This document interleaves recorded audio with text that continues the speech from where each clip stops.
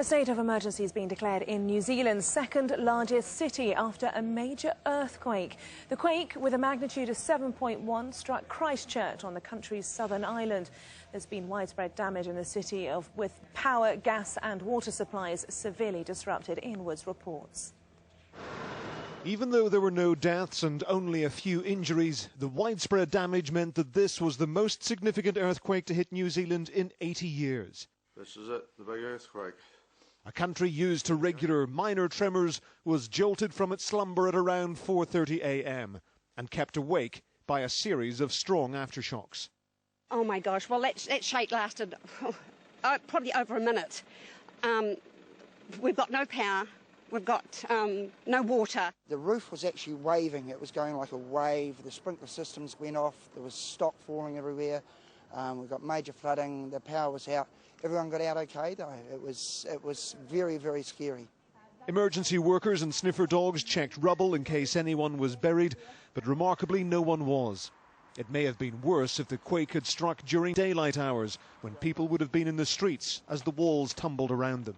In some ways, we've been extraordinarily lucky when it's come to the citizens here. But in terms of the scale of the damage, I think it's absolutely immense, and we're really just beginning to come to terms with the scale of what we've got in front of us at the moment. Most homes in a city of 400,000 people lost power supplies. Water and sewage mains were fractured, flooding streets and leading to health warnings about boiling water before drinking it. Bottled water soon disappeared from supermarket shelves, and motorists also stocked up with fuel. Early indications are there is quite significant damage to not only just personal and private property, but obviously assets right across the city. And I suspect today we'll only get a snapshot of the extent of the damage. Many roads and bridges have been badly damaged. The cost of repairs could run to more than £1 billion. And to make matters worse, heavy rain and gale-force winds are forecast to hit the area in the next 24 hours to add to the misery. Ian Woods, Sky News. A legal advisor for the Pakistan Cricket Board says Salman Butt, Mohammad Asif and Mohammad Amir would have to fight their cases on their own if they appeal against their provisional suspension by the International Cricket Council. Pakistan, with replacements for that trio, are preparing in Cardiff for tomorrow's 2020 match against England, according to the agency AP. A legal advisor for the Pakistan board says the accused trio have all acknowledged that the businessman at the centre of spot-fixing allegations is their agent, but they deny knowledge of any wrongdoing by him. England's players go into the series with a reputation to protect after winning the World 2020 in the Caribbean in May. It's their first match in this form of the game since beating Australia in that final.